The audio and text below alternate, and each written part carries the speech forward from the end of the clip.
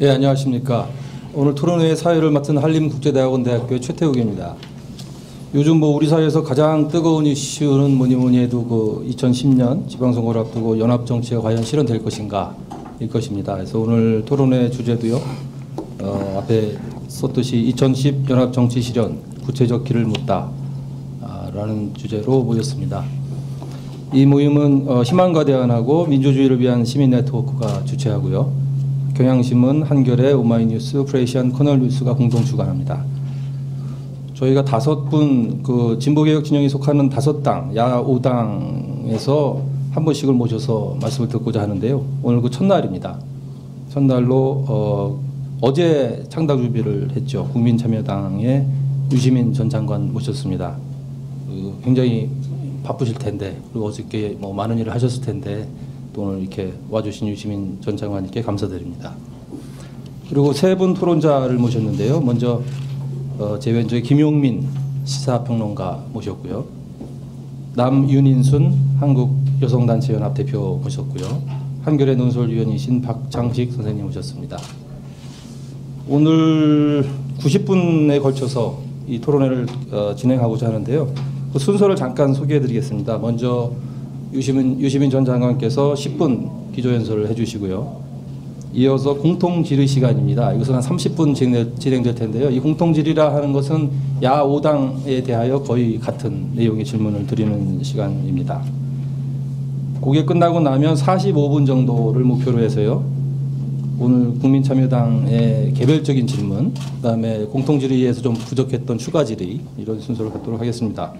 그게 마치고 나면 유 장관님께서 마무리 발언 한 3분 정도 해주시면 오늘 토론회는 마칠 수 있겠습니다. 우선 유시민 전 장관님께 기조연설 10분을 부탁드립니다.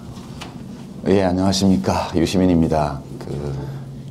네티즌 여러분 반갑습니다. 저는 오늘 어제 창당한 국민참여당의 주권당원 자격으로 나와 있습니다. 평당원인데요. 제가 당직이 없기 때문에 그렇습니다. 아직 이제 국민참여당 입장이 세부적인 내용까지 이렇게 다 정해진 것은 아닙니다만, 제가 평소 지방선거 연대에 대해서 이렇게 이야기하고 생각해왔던 바를 간단히 요약해서 말씀드리도록 하겠습니다. 이 모두 발언 순서는 우선 지방선거 연대의 목표를 말씀드리고, 두 번째로 지방선거 연대의 원칙을 몇 가지 좀 추려보겠습니다.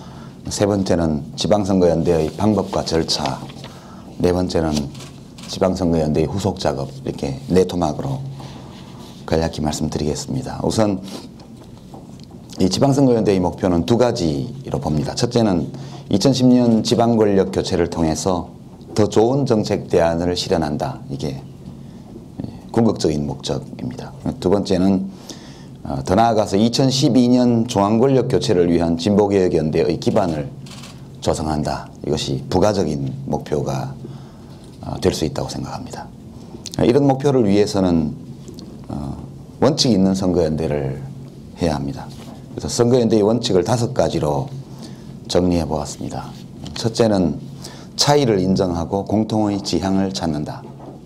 여기서 이제 정책연대가 출발이라는 뜻입니다. 이 구동존이 그렇게 표현하는데요. 같은 것을 찾고 구하고 서로 다른 것은 그냥 놔둔다는 뜻입니다. 차이를 인정하면서 그 가운데서 공통의 지향을 찾아서 그것을 정책으로 만들어서 그 정책의 공통성을 기반으로 해서 연대를 실현한다. 이게 첫 번째입니다. 두 번째는 기득권 인정이라는 겁니다. 정당한 기득권은 서로 인정한다. 그래서 이제 현실 조건을 서로 받아들이는 것이죠.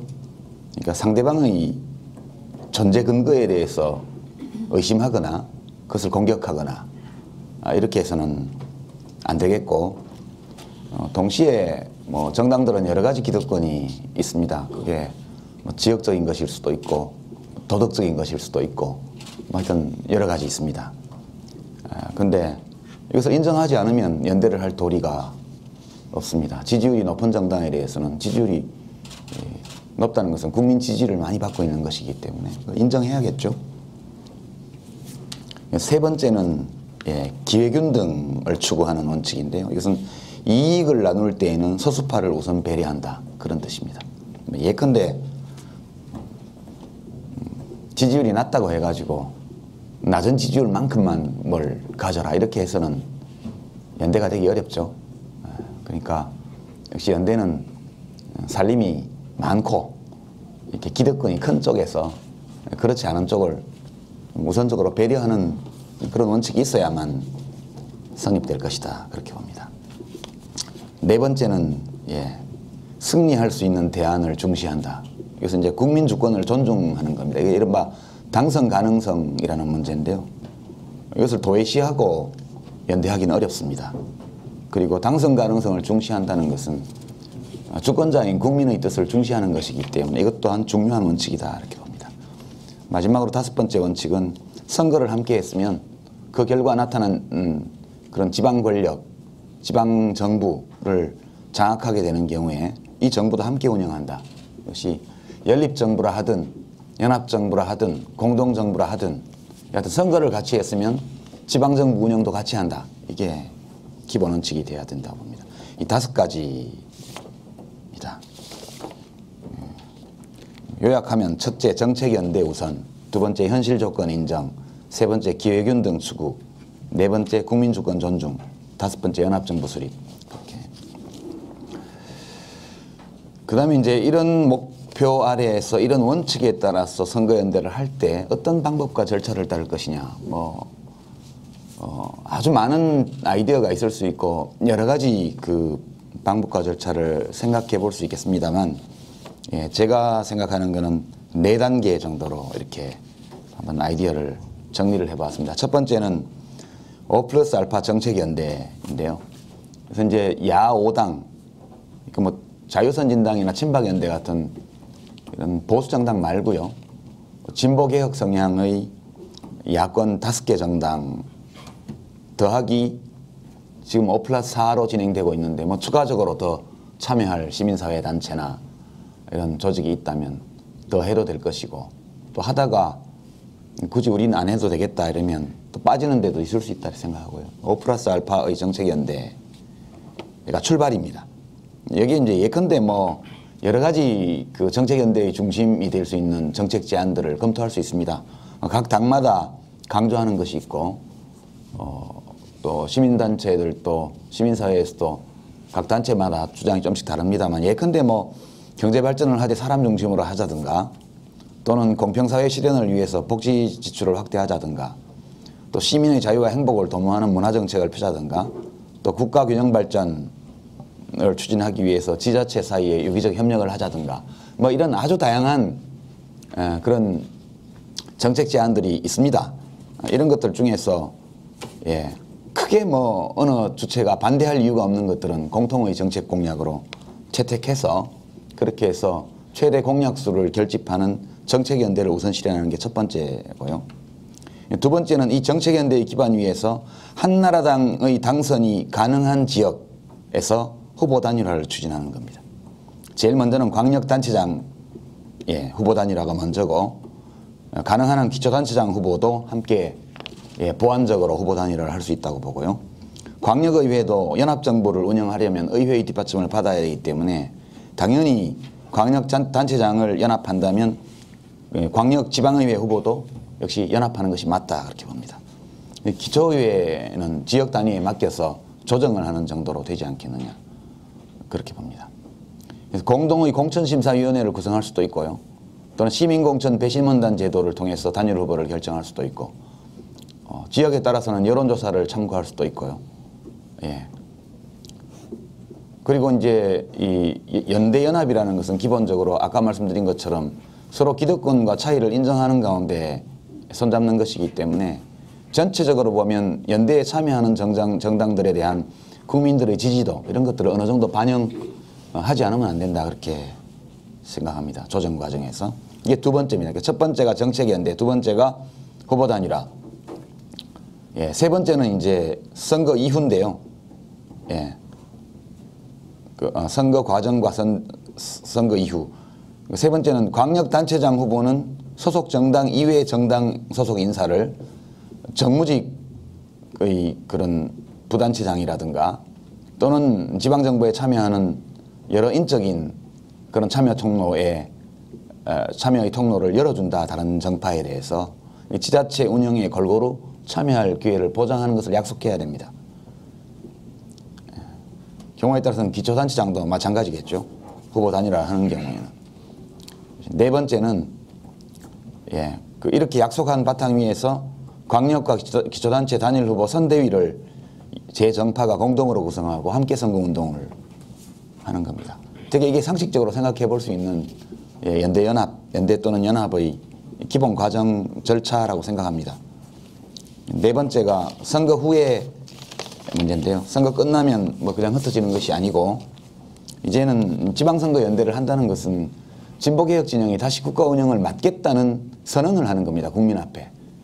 그래서 이렇게 저렇게 비판하고 불평하는 데서 그치는 것이 아니고 직접 나라를 우리가 맡아서 하겠다는 선언입니다. 일단 지방정부부터. 따라서 지방선거 연대로 끝날 것이 아니고 2012년 총선연대, 대선연대로 나가야 되기 때문에 필요한 작업이 두 가지가 있다고 생각합니다. 선거가 끝나고 나면 첫 번째는 지방선거가 끝나고 나면 공동의 선거연대 평가단을 만들어서 백서 작성, 평가 토론 조직 이런 것들을 해야 됩니다. 그래서 이 지방선거의 성과와 한계, 문제점, 발전 방안 이런 것들에 대해서 함께 이야기하고요. 후속 작업의 두 번째는 2012년 총선연대와 대선연대를 모색하기 위한 상설협의기구를 구성하는 것입니다. 이렇게 해서 다시 2년간 준비해서 2012년도에는 진보개혁 세력이 대한민국의 운영을 다시 맡는다. 과거에 한 정파가 맡았다면 이제는 합동으로 맡겠다. 이런 것들을 국민들께 선언하고 또 실제로 진지하게 추진해 나가야 할 것이다. 이런 정도가 제가 오늘의 토론 주제에 대해서 이렇게 간략하게 정리해 본 내용입니다. 여기서 모두 발언 마치겠습니다. 예, 감사합니다. 중요한 얘기를 짧은 시간 안에 굉장히 많이 해주셨는데요. 2대 목표, 5대 원칙, 4단계에 걸친 방법과 절차, 연합정치 실현을 위한, 그리고 그 이후에 후속 작업까지요. 특히 이제 뭐 눈에 이렇게 들어오는, 귀에 크게 들리는 것들이 정책 연대여야 한다. 연합정부 수립하자. 특히 한나라당 당선 가능성이 높은 곳에서는 후보 단일화를 이루어야 된다.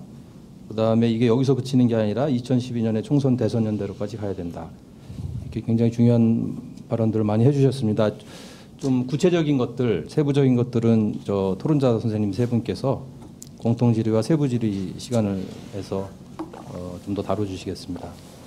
이제 질문들이 굉장히 많이 준비되어 있는 걸로 알고 있습니다. 그래서 유시민 장관님께서 좀 힘드시겠지만 2분 내에 답변을 완료하시는 걸 목표로 해주시면 질문 준비된 것들이 다 좀 나갔으면 하는 바람에서 그런 부탁을 드립니다. 그러면은 뭐 공통 질의 일단 한 30분 정도 할애해서 시작을 해볼까요? 예. 네, 우선 창당을 축하드리겠습니다. 예, 어제와 오늘 민주당이 국민참여당이 우리와 뭐가 다르냐, 뭐하러 딴살림 차리는가, 뭐 이렇게 평가절하를 하던데 이런 얘기가 나오는 상황이면은 국민참여당으로서는 당연히 차별성 또는 선명성 이거를 띄어야 할 텐데 이렇게 뭔가 국민참여당만의 어떤 독특한 색깔을 내기도 전에 창당 하루 만에 연대 연합 이 의향을 묻게 돼서 좀 여러 가지로 뭐 그렇습니다만은 시민사회에서는 2010년의 선거연합을 일회성에 그칠 것이 아니라 2012년의 총선과 대선의 정치연합으로 이어야 한다라고 언급을 했고 또 이 점에 대해서 방금 유시민 장관께서 동의의 뜻을 표하셨고 구체적인 방법까지 제시하셨는데 저희 공통질문의 내용은 2010년 이후에도 장기적인 정치연합으로 나가야 되는 바람에 대해서 국민참여당의 입장이 어떠한가 이거거든요. 근데 앞서 말씀을 하셔서 여기에 좀 빠져 있는 내용들, 2013년 이후에 정권을 갖든 혹은 정권 말하자면 교체를 성사시키지 못했을 경우 이런 경우든 2013년 이후에 어떤 그 이후에도 정치연합이 이루어져야 한다 이렇게 보시는지 국민참여당이든 그 어떤 당이든 정권을 쥐었을 경우 지금 현 5당 체제의 공동정부로서 예. 갈 수 있는지 이 부분에 대해서 한번 여쭤보겠습니다. 선거연대나 연합정부 뭐 실현 이런 것들은 가치는 아닙니다. 수단이죠. 가치는 역시 이제 정책 속에 담겨 있는 것이죠. 그래서 이것은 항구적인 어떤 목표가 될 수는 없습니다. 다만 지금 이제 국가 발전과 국민의 행복을 도모할 수 있는 좋은 정책에 대한 국민들의 이 판단과 각 정치 세력들의 제한 사이에, 특히 진보개혁 진영의 제한 사이에 상당한 간극이 있어서 국민 지지를 많이 못 받고 있는 형편이거든요. 예. 그런 것 때문에 어느 정파도 혼자서는 한나라당이라는 이 거대 정당을 상대하기 어렵기 때문에 연대연합이 나오는 것이죠. 그래서 만약 그런 국민 일반과 그런 진보개혁 정파의 대안 사이에 존재하고 있는 간극이 좁혀진다면 어느 한 정파가 단독으로 집권할 수 있다 이렇게 되면 연대연합에 대한 요구는 안 나오겠죠. 예, 그런 것이기 때문에 이것은 수단의 선택과 관련된 주제이고 그래서 그 문제는 2012년 이후에 이제 전개되는 상황을 봐서 필요하면 또 논의할 수 있고 그렇지 않으면 뭐 선거제도가 개편된다든가 이런 식으로 되어서 굳이 선거연합을 안 해도 선거를 하고 나서 자연스럽게 진보개혁연합이 이루어질 수 있는 그런 이제 제도가 만들어진다면 좀 다른 양상으로 전개되죠. 분명히 말씀드리는 것은 선거연대, 선거연합이라는 것은 정치적인 전략 또는 전술이지 이것이 가치이고 목표가 될 수는 없다. 그렇게.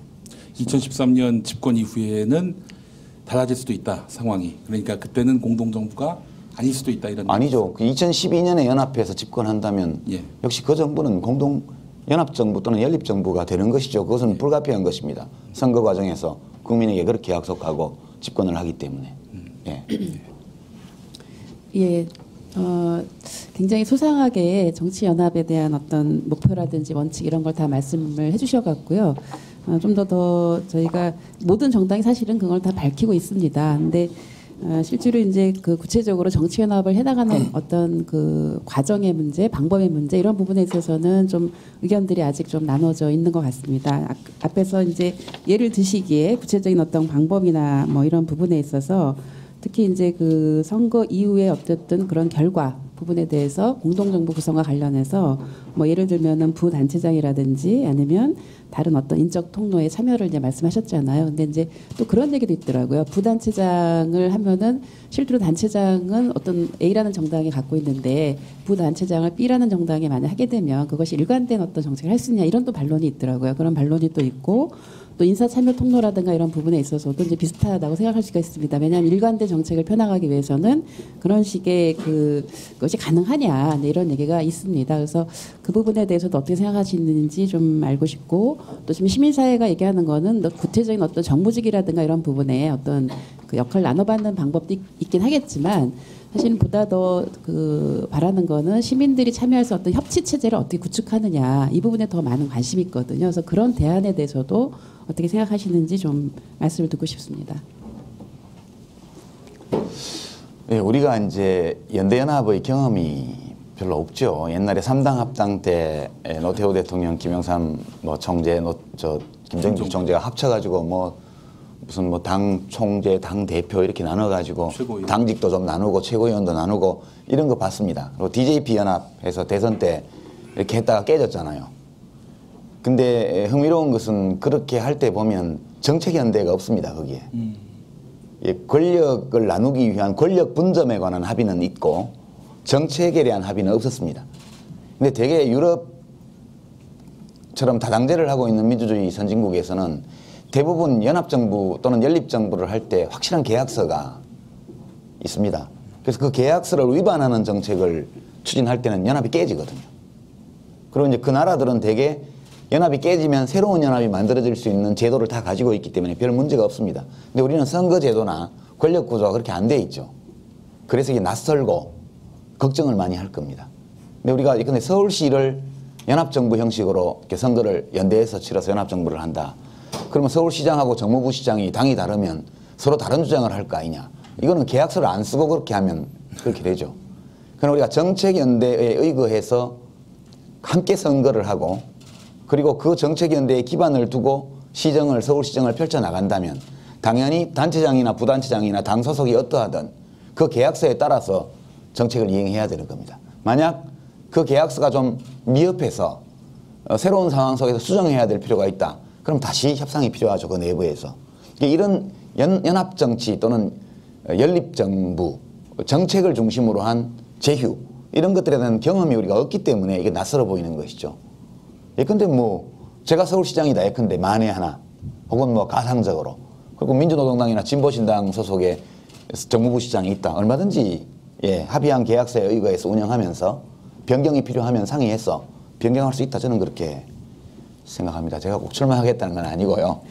예. 그런 거고 네. 시민사회와는 뭐 평소에 시민단체에서 이렇게 거버넌스라고 그래서 하여튼 옛날로 치면 민관이 잘 협조해서 그 국정과 시정 지방자치단체를 운영하는 이런 것들에 대해서는 저는 적극 동의합니다. 하는데 뭐 지난 시기 관계를 보면 그 시민단체 분들에 대해서는 이제 정부를 운영하는 입장에서 보면 도덕적인 어떤 우위랄까 어떤 고귀함 이런 것들은 다 인정합니다.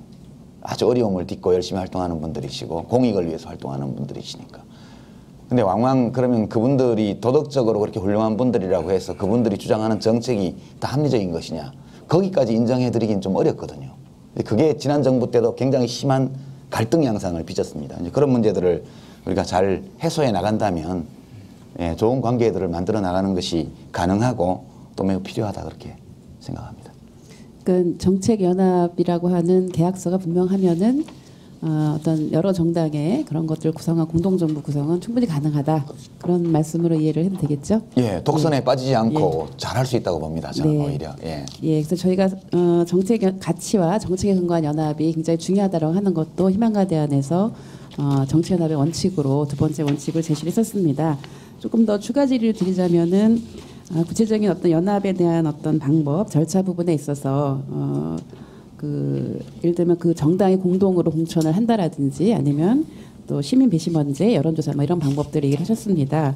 근데 처음에 제가 기억하기에는 유시민 전 장관님이 어떤 그 시민 공천제에 대해서 좀 부정적인 얘기를 하시는 거를 얼핏 한번 들었었거든요. 그래서 지금은 좀 생각이 바뀌신 것인지 그것도 좀 추가로 말씀해 주시면 좋을 것 같습니다. 아니요, 생각이 바뀐 게 아니고 이제 같은 용어를 쓰는데 그 맥락을 좀 다르게 이해했던 것 같아요. 처음에.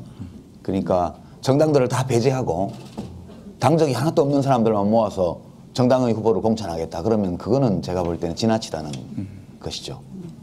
그러니까 이 시민 배심원제라는 것이 연합에 참여하는 연대에 참여하는 각 정파가 이걸 합의하고 그리고 그 인적 구성에 대해서 또 합의해낸다면 그것이 뭐 당적이 없는 분들로만 구성을 해도 저는 무방하다고 봅니다. 그러나 그런 합의가 성립되긴 좀 어려우려고 보고요. 그러면 당적이 없는 분들은 당적이 있는 분들에 비해서 그러면 모든 문제를 더 잘 판단할 수 있느냐?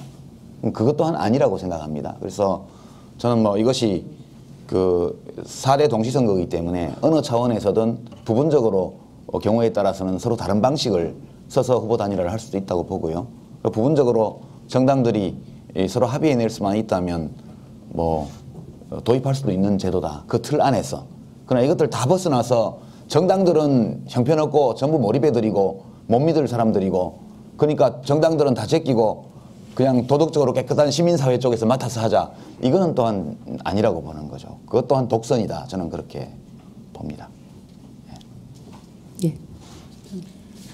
조금 전에 이제 유 전 장관님께서 과거에 우리가 어떤 연대와 연합을 하면서 어떤 뭐 그 계약서를 쓰거나 정책 합의를 하거나 한 적이 이제 없고 뭐 연대 경험은 당연히 이제 그걸 부족하고 이제 취약하죠.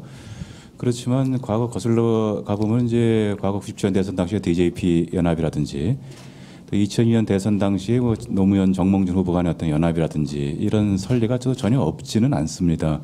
그 당시에도 계약서라고 해서 일단 97년 대선 DJP 당시에는 내각 재결을 언제까지 한다든지 뭐 이런 정도의 아주 포괄적이고 세세하지는 않지만 뭐 전혀 없었던 것은 이제 아니었던 것 아닌가 싶고요. 근데 문제는 이제 그 후에 이제 이런 것들이 이렇게 정상적으로 이렇게 잘 원만하게 진행됐던 것만은 좀 아니었기 때문에 어떤 이제 진보 개혁 내지 어떤 범야권이 다시 연대와 연합을 정치를 이제 그 시도한다고 할 때 공격받을 수 있는 어떤 신뢰성 측면에서 이런 점도 과거 전례를 보면 없지 않아 있는 것 같습니다. 그래서 이제 그런 점들을 좀 보완하고 어떤지 가기 위한 어떤지 뭐 고민하는 어떤 대목이라든지 그런 게 좀 있으시면 좀 말씀해 주셨으면 좋겠습니다. 과거의 어떤지를 평가를 하면서. 정책연합은 된 적이 없습니다. 솔직히. 한 번 있었던 것은 김대중 총재가 야당 대표를 하실 때 그때 전국연합하고 정책연합을 했죠. 그때는 정책 내용이 좀 있었습니다. 근데 이제 그 정책연대는 사실 선거연합이라고 말하기는 좀 어려웠습니다. 왜냐하면 전국연합이 정당이 아니었기 때문에. 근데 이번 경우에는 지금 여러 정당들이 정당법상 요건을 갖춘 정당들이 지금 하고 있는 거니까 그때 그 평민당인가요? 그 시절의 전국연합과 이 정책연합하고는 좀 성격이 다르다는 거고요. 3당 합당 때에는 내각제 합의서를 썼다고 그러죠. 그러니까 유일한 합의 내용이 그거 아닙니까? 권력을 분점하고 새로운 권력 분배의 그런 규칙에 대해서 합의한 거죠. 근데 그걸 그 내각제 합의서가 있네 없네 가지고 다투다가 뭐 실제로는 계약서가 있다는데 근데 그거 가지고 정치적인 공방을 하다가 결국 그 다 깨졌죠 그게. 그래서 자민련이 뛰쳐나와 가지고 대구 경북 지역이 자민련 바람이 불고 이제 그랬었습니다. TJP 연합 때도 마찬가지로 제가 알기로는 그 어떤 정책 연합도 없었습니다. 그 국무총리를 이제 그 김종필 총리가 맡고 그 대표가 맡고 이런 정도의 권력 배분에 관한 합의만 있었지 진지한 정책적인 연합이 있었다고 저는 보지는 않습니다. 그러니까 지금 우리가 그 5+알파의 그런 정책연합을 근거로 해서 선거연대를 하자 하는 것은 우리 헌정사에서 사실상 처음 있는 일이나 다름이 없습니다. 저는 그렇게 봅니다. 그래서 이제 이렇게 할 때는 우선 지방선거에서 이것을 하기 좋은 것이 지방선거는 모든 쟁점이 다 반영되는 선거는 아닙니다. 그래서 각 정파 사이에 심각한 견해 차이가 있는 문제들을 그 존의할 수 있는 서로 다른 것을 그냥 내버려 둘 수 있는 선거거든요.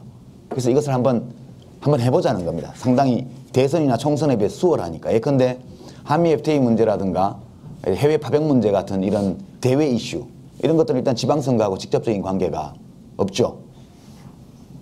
비정규직 입법 이런 것도 사실은 지자체 운영과는 직접 관계가 없습니다. 견해 차이가 좀 있는데 내부에서. 이렇게 전체적으로 국가적인 또는 대외적인 이슈 중에서 이 제정파 민주개혁 진영의 여러 정파 사이에 갈등을 초래한 이슈들이 많은데 이런 것들을 일단 좀 차이가 있는 그대로 못 본 척하고 놔두자는 겁니다. 그렇게 하고 지방선거는 민생과 직접 관련된 거, 시민들의 어떤 일상적인 삶과 관련된 것들이 많지 않습니까? 보육, 교육, 그 다음에 이제 그 무슨 어려운 분들을 돌보는 문제, 돕는 문제 등등해서 많기 때문에 이런 대목으로 좁혀오게 되면 사실상 큰 정책적인 차이가 없습니다. 그래서 이제 정책연합을 하기가 다른 선거보다 매우 수월한 것이 지방선거이고 여기에서 못 해낸다면 2012년도 못합니다. 그래서 2012년에 할 수 있을지 없을지를 2010년 정책연대를 해보면 저는 어느 정도 가능성을 볼 수 있다 이렇게 보기 때문에 그래서 지방선거에서 이 정책연대를 할 수 있다고 보는 것이고 한 10여 가지 정도의 공통적인 지방정책 공약만으로도 충분한 정책연대를 할 수 있다. 그리고 이제 그 내용이 무엇이 되느냐는 아마 각 당의 정책 전문가들이 모여서 한 이틀만 토론하면 공통의 10대 공약을 찾자. 그럼 금방 될 걸로 저는 생각합니다. 그것이 어려워서 연대가 안 되는 것은 아니다.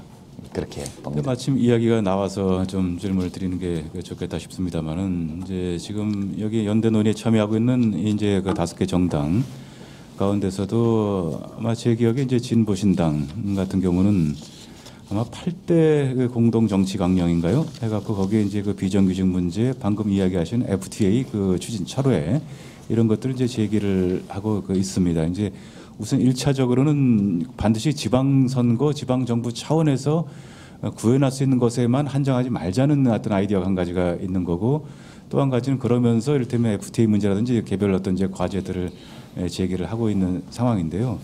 이런 어떤 이제 견해에 대해서는 좀 어떻게 생각하십니까? 연대 연합이라는 것은 사람이 사귀는 일과 비슷합니다. 남자들끼리 여자들끼리 우정을 쌓거나 또는 남녀 사이에서 이렇게 연정을 쌓을 때도 그것이 서로 같은 사람들이 아니라는 것을 인정하는 바탕 위에서 상대가 원하는 것을 해줌으로써 우정이 생기지 않습니까? 그래서 연대연합에 대해서는 기본적으로 이렇습니다. 국민참여당 입장도 그렇습니다만 우리는 어떤 연대연합도 구걸하지 않는다. 그러나 어떤 연대연합도 타인에게 강요하지 않는다. 연대연합이라는 것은 서로 필요해서 하는 것입니다. 우리가 원하는 것을 말하고 그리고 우리 당이 국민참여당이 다른 정당들에 대해서의 주장에 대해서 동의하는 부분을 말하고 그리고 그것을 함께 했을 때 모두가 누릴 수 있는 이익에 대해서 말하고 그리고 그렇게 함으로써 국민이 얻을 수 있는 좋은 것에 대해서 이야기하는 겁니다. 그리고 다른 정당들도 마찬가지로 우리에 대해서 그렇게 얘기할 수 있겠죠. 그러니까 연대연합에 응하지 않는다고 나쁘다고 욕하는 것도 아니고요. 연대연합을 해달라고 엎드려서 구걸하지도 않습니다. 이제 쿨하게 하자는 거죠. 우리가 공당들이기 때문에 공적인 영역에서 활동하는 것이고 응당 그런 자세를 가지고 논의하다 보면 서로에게 정파적인 이익이 오고 동시에 국민에게 이익이 오는 일 이런 것들을 찾는 것이거든요. 자선사업하는 건 아닙니다. 뭐 정치인들이 입만 열면 국민을 위해서라고 말하지만 그 내부에는 항상 당의 이익, 개인의 이익도 챙기려고 하는 그런 의도가 숨어 있거든요. 그게 나쁜 게 아닙니다. 그게 없이는 정치가 성립할 수 없죠. 왕왕 보면 그런 것이 좀 나타난다고 해가지고 도덕적인 비난을 막 가하는데 정치하는 사람들 보고 그거 갖지 말라는 것은 사업하는 사람 보고 돈벌이 하지 말라는 거하고 똑같습니다. 그래서 우리가 각 정파나 정당 또는 개인의 이익을 도모하는 가운데에서도 그것이 국민의 이익을 희생시키면서 이루어지는 것이 아니고 국민민복을 함께 도모하는 가운데에서 이루어질 수 있는 걸 찾는 게 연대연합이거든요. 그래서 이야기가 좀 번져버렸는데요. 미리 그렇게 탁 선을 긋고 울타리를 쳐놓고 이 울타리 안에 들어오는 사람하고는 손잡고 놀고 이 울타리 밖에 있는 사람하고는 안 놀겠다. 이렇게 얘기하는 것은 연대연합하려는 자세가 아닙니다. 물론 이야기해보는 거겠죠. 저는 그렇게 이해합니다. 우리 생각은 이래요 라고 이야기해보는.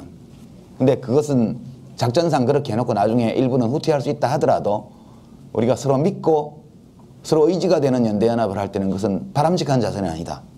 이미 이 실무적인 협의 테이블이 있지 않습니까? 있기 때문에 그 테이블에서 얼마든지 서로 이야기하고 성의를 가지고 진심을 다해서 다른 정파와의 신뢰를 구축해가는 과정이 연대연합의 과정이기 때문에 그런 각도에서 좀 앞으로 논의했으면 좋겠다 그렇게 생각합니다. 잠깐만요. 제가 좀 정리를 좀 할 필요가 있어서 좀 끼어들어야겠다고 생각이 들었는데요. 아까 유시민 장관님께서 강조하신 것은 정책연대다. 그리고 계약서를 쓰면 공동정부, 연립정부, 연합정부 이런 뭐라고 하던 이것의 운영도 가능하다. 이제 그렇게 거기까지만 말씀하셨을 때 우리가 상식적으로 듣기에는 이게 뭐 가치 제한까지는 아닐지라도 적어도 주요 정책에 대한 어떤 패키지를 만들어 놓고 거기를 중심으로 모이자 이렇게 들리는데 지금 그 계약서의 수준이 좀 다르다라는 생각이 들고 있습니다. 그러니까 저희 희망가대 안에서도 정치연합의 3대 원칙 중에 하나가 진보개혁 가치와 정책에 근거한 연대 이렇게 얘기했을 때는 꼭 지방정부 수준에서만의 정책에 국한된 게 아니라 그렇죠? 국민 전체에게 영향을 줄 수 있는 정책을 적어도 몇 개를 뽑아놓고 그걸 중심으로 뭉쳐야 되지 않겠느냐 이런 바람이고요. 예를 들어서 뭐 진보신당에서 아까 박 의원님께서 말씀하신 그런 것들도 그렇고 뭐 민들레 연합이니 뭐 이런 것들도 혹은 뭐 반MB 연합, 반신자유주의 연합 이런 거 얘기할 때는 지방정부 수준에서만의 얘기가 아니거든요. 근데 지금 유시민 전 장관께서 말씀하신 내용을 듣다 보니까 그럼 지방정부에서만 다룰 수 있는 정책에 국한하여 정책연대를 하자는 말씀이신지 그래서 수준의 차이가 좀 생기는 것 같아서요.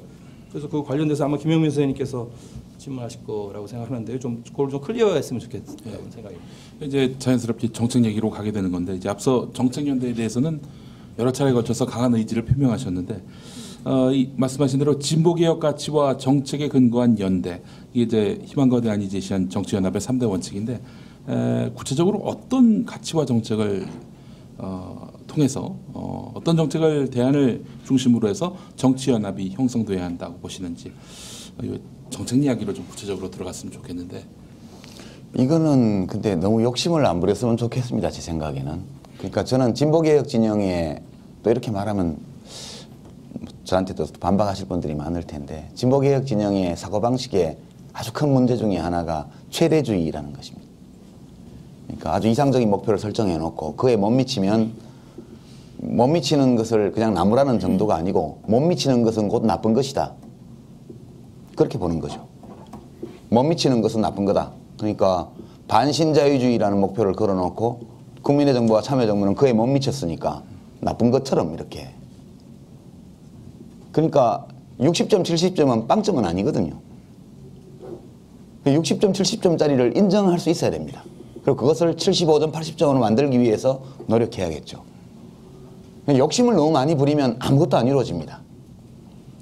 그러니까 제가 지방선거에서 무슨 아주 높은 수준의 정책 연대가 필요 없다는 말씀을 드린 것이 아니고 아주 높은 수준의 합의를 철학적인 또는 정치적인 이념적인 면에서 높은 수준의 공통성을 요구하는 합의를 하려다 보면 잘 안 이루어집니다. 그리고 이 연합이나 연대라는 것이 한 시기 한 선거에서 이루어지고 끝나는 것도 아니고 그리고 국민의 요구나 소망이 다양화돼가는 이 시대적인 흐름 속에서는 항구적으로 있을 수밖에 없는 요구인데 이런 것들을 한 번의 선거에서 all or nothing으로 다 몰아넣어서 하려고 하다 보면 일이 되기 어렵습니다. 그래서 그 각 정당이나 시민단체에서 근데 10대 정책이라고 해서 10가지만 최우선적으로 모아서 와보십시오. 이렇게 해서 제출해보면 큰 차이 없을 걸로 저는 생각합니다. 특히 지방선거 공약과 관련해서는. 지방선거에서 무슨 누가 후보들이 한미 FTA 반대를 내걸고 무슨 아프가니스탄 파병 반대를 내걸고 출마할 수는 없는 거 아닙니까? 그래서 한미 FTA는 언급하는 정당도 있습니다. 아니 뭐 그러니까 그건 무슨 지방자치단체에서 무슨 서울시장이 한미 FTA에 대해서 무슨 영향력이 있습니까? 그거는 별도의 이 차원에서 논쟁할 수 있는 문제라고 보는 거고요. 그렇게 생각하기 시작하면 만인이 다 자기의 생각이 다르기 때문에 어떤 연합도 불가능할 겁니다. 그래서 욕심내지 말고 우선 소박하게 사람들의 일상적인 삶과 관련되어 있는 지방자치단체의 주요 쟁점과 관련해서 아주 깊은 수준의 철학적인 합의 또는 높은 수준의 이념적 합의를 도모하지 말고 타협하라는 겁니다. 예컨대 한 예를 들죠. 지금 진보신당이나 민노당은 무상의료 얘기를 계속합니다. 복지세 신설도 얘기를 하죠. 무상의료에 얼마가 들 거냐. 그러니까 뭐 복지세를 만들어서 한 15조 원 걷어갖고 무상의료, 무상교육 다 쓴다는데 그 돈으로 택도 없습니다. 15조 원 갖고는. 지금 그 건강보험 재정 지출이 얼마인데 15조 원 갖고 무상의료를 어떻게 합니까? 그럼 불가능한 얘기거든요.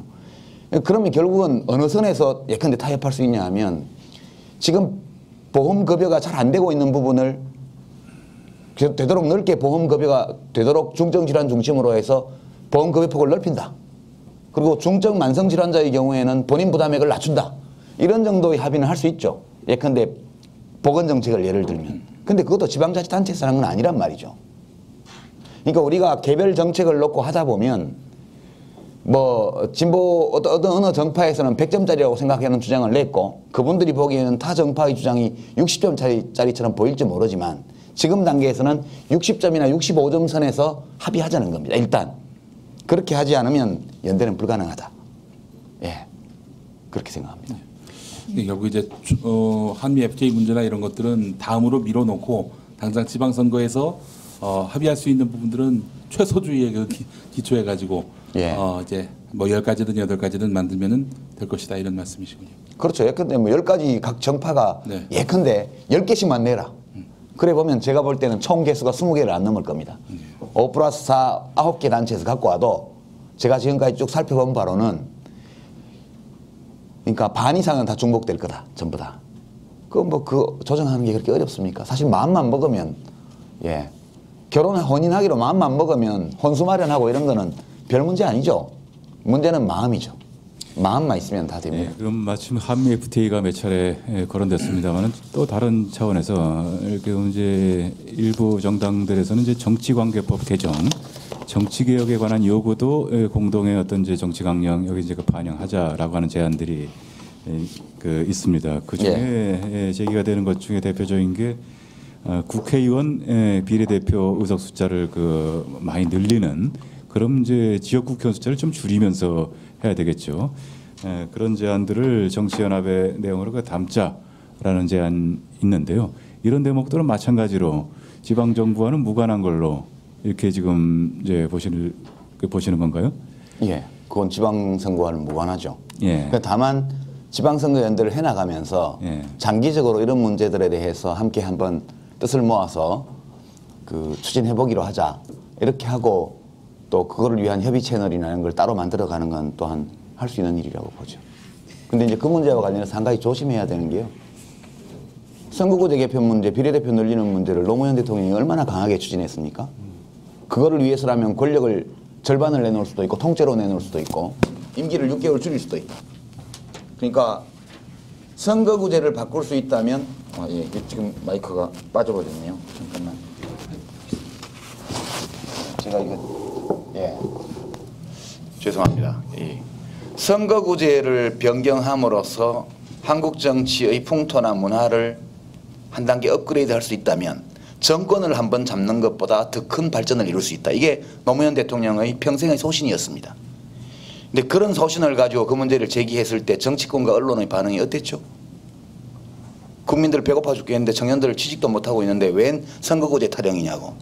그러면 대통령이 그 제안을 하면 그건 불순하고 그런 거고 다른 정당이나 시민사회단체가 그걸 제기하면 합리적이고 순수한 겁니까? 그러니까 우리가 이런 고정관념에서 해방돼야 된다는 거예요. 저는 전적으로 동의합니다. 독일식 선거제도 또는 차선으로 중대선거구제도 다 지금 제도보다는 좋다고 봅니다. 그러나 정치연합이 이것을 내걸고 연합을 할 때 국민들이 뭐라고 하겠습니까? 저 사람들은 민생보다는 자기네들 권력 구조 문제에 대한 관심을 가지고 그거 갖고 연합하네 이렇게 보는 게 일관성 있는 대응일 겁니다. 아마 과거 예에 비춰보면은. 그래서 이런 문제들은 함께 이것을 추진해 볼 수 있는 문제인데 이걸 가지고 정치연합을 한다 그러면 국민들이 어떻게 볼까요? 결코 우호적인 시선을 기대하기 어려울 거다. 두 번째, 그거는요 지금의 선거제도 아래에서 이겼을 때나 가능한 일입니다. 지금의 선거제도에서 기득권을 누리고 있는 거대 정당들이 국회를 90% 이상 완전 장악하고 있는데 아무리 청원운동을 하고 아무리 토론회를 한들 국회의원들이 그걸 들어줄까요? 정당들이? 그러니까 지금 비결이라고 해가지고 비례대표 결선투표제부터 제가 온갖 얘기가 다 있는데 이런 이야기가 현실성을 가지기 위해서는 지금 제도 아래에서 이것을 추진하려는 세력들이 이겨야 되는 겁니다. 이겨도 쉽지 않아요. 왜냐하면 선거 규칙에 관한 거기 때문에 기존 기득권 정당들이 졌다고 하더라도 의사당 점거하고 규칙을 합의 안 하고 네 맘대로 바꾼 게 어딨냐 이렇게 해서 농성하기 시작하면 못 바꿉니다. 그거를 다 경위권 동원해서 쓸어내고 선거법을 통과시킬 겁니까? 이것은 그렇게 아이디어 차원에서 말하는 것처럼 손쉬운 일이 결코 아니다. 그래서 이걸 가지고 무슨 정책연합을 하는 거에 대해서도 저는 좀 비관적이고 그리고 이것이 이루어질 수 있다. 그러니까 다른 걸 가지고 연합해서 지금 제도에서 이겨야만 비로소 이걸 추진할 수 있는 것이지 이거를 목표로 해서 단결해서 선거한다고 해가지고 될 거냐? 그건 또한 아니다. 저는 냉정하게 봅니다. 누가 해도 잘 안 될 거다. 그거는. 그러면은 그 정책 연대에 관련된 논의는 이 정도에서 정리할 수 있을까요? 네, 정책 연대 관련해서 제가 조금 더 말씀을 드려야 될 네. 부분이 있는 것 같은데요. 사실 이제 지금 정치관계법은 그냥 예시를 든 거고요. 근데 분명히 이제 어떤 그 4+5 회의 거기에서 어떤 정책 연대를 논의를 할 때도 아마 이제 그 지방선거와 관련한 물론 민생 관련한 거를 합의하더라도 분명히 차이들이 있을 것입니다. 근데 물론 거기 좁혀가는 노력을 해야 되고 지금 어느 정당도 제시한 어떤 그런 정책 가이드라인이라고 하는 부분이 이거 아니면 안 된다라는 입장 하나도 없습니다. 이제 좁혀간다라는 생각이 드는데요. 그 좁혀가는 범위에 있어서 어떤 지방선거는 당연하게 어떤 지방 정책 관련한 거는 반드시 해야 되겠죠. 근데 이제 지금 대부분 다른 어떤 정당이나 시민단체들의 반응을 보면은 그것만이 아니라 그래도 우리가 이후에 어떤 공동 정부를 또 구성하기도 하고 또 2012년, 2013년을 전망을 하면서 연대 연합을 하기 때문에 지금의 연대 연합이라고 하는 것은 단순한 어떤 그 과정이 아니라 일종의 어떤 목표일 수도 있다라고 보는 거거든요. 그러니까 그런 측면에서 본다면 전부 다는 아니긴 하지만 지방선거 외에 몇 가지 부분들은 중요한 부분들의 방향에 대해서는 어느 정도 우리가 이후에 더 추가 논의를 한다 하더라도 거기에 대해서는 어느 정도의 그래도 공통의 어떤 그 가치나 정책을 찾아야 되지 않느냐라는 부분이 있기 때문에 그거는 좀 국참당에서도 이 줄임말 맞나요? 참여당입니다. 참여당으로 참여당. 사실은 예. 참여당에서도 그 부분은 좀 더 열어놓으셔야 되는 것은 아닌가. 그러니까 지방선거에 대한 정책만이 아니라 좀 더 다른 어떤 정책 패키지에 대해서도 예, 그건 뭐 얼마든지 그 부분을 좀 환영합니다. 열어놓고 얘기를 하셔야만이 이것이 정말 같이 공동의 어떤 그 공약수를 찾을 수 있지 않을까라고 저는 이제 말씀을 드리고 싶고요. 예, 그건 뭐 전적으로 예. 동의합니다. 예, 예. 그래서 아까 사실 이제 뭐 쿨하게 뭐 보신다라고 했는데 사실 연대 연합은 쿨하게만은 안 되는 것 같아요. 좀 뜨거운 마음도 있어야만이 가능하기 때문에 이제 그런 차원에서 좀 더 지방선거, 지방정책 외의 부분들도 좀 논의가 됐으면 좋겠다라는 예. 바람을 좀 말씀을 드리고 싶고요. 사실 지금 공동질의가 시간이 거의 다 됐죠. 하나만 근데 더 하고 예. 세부 질의를 갔으면 좋겠습니다. 네, 네. 그래서 사실 제가 이제 그 앞에서 이제 좀 모두 발언을 하실 때 그런 말씀이 있었는데 이제 시민사회가 좀 시민사회라기보다는 시민이 참여하는 연합을 저희는 이제 희망가대안에서는 생각을 하고 있습니다. 근데 이가 나오게 된 배경은 이제 기존의 연대의 경험입니다. 예를 들면 DJP 연합이라든지 이런 거 봤을 때 어떤 정책이 기반하지 않고 또 정치공학적으로 연대를 했을 때는 그것이 굉장히 많은 그 부작용을 갖고 왔던 것 같아요. 그래서 정책에 기반한 연대도 중요하지만 이 연대 연합 과정에서 어떤 시민이 참여할 수 있는 연합도 굉장히 중요하다. 그래서 아까 가상으로 얘기했을 때 예를 들면 한나라당이 굉장히 우세한 지역 같은 경우에 반드시 어쨌든 후보 단일화가 이루어져야 되는데 그 후보 단일화의 방식이 어떤 시민이 참여하는 방식이라고 하는 거는 뭐 여론조사일 수도 있고요. 아니면 뭐 시민 배심원제 같은 것도 있을 수 있는데 만약에 서울시를 가상한다면 서울시가 지금 현재 뭐 여론조사를 본다면 현재 시장에 굉장히 높은 지지도가 나오고 있거든요. 그러면 이쪽에서 반드시 단일화가 돼야 된다는 여망이 크다고 보는데 후보들이 이제 여러 명이 야권에서 많이 나올 경우에 시민이 참여하는 방식을 한다면 어떤 것이 좀 참여가 되면서도 정말 그 연대연합이 이루어질 수 있는 그 모델이 될 수 있을까? 그거에 대해서도 좀 의견을 주시면 좋을 것 같습니다. 그런 안을 또 얘기를 하시긴 하셨었거든요. 예, 그건 뭐 여러 가지 방안이 있죠. 마음만 먹으면 여러 가지 방안이 있습니다. 근데 지금 그걸 단일화를 어떤 방식으로 할 거냐 이거를 지금 세부적으로 여러 가지 제안을 하긴 좀 어려운 것 같습니다. 제일 좋은 것은 정치는 또 정치인들이 하는 거거든요. 정치인들이 정치를 잘하면 제일 좋습니다. 시민들도 신경 안 써도 되고 그렇지 않습니까? 지금 제대로 못하니까 다 바쁜 거죠.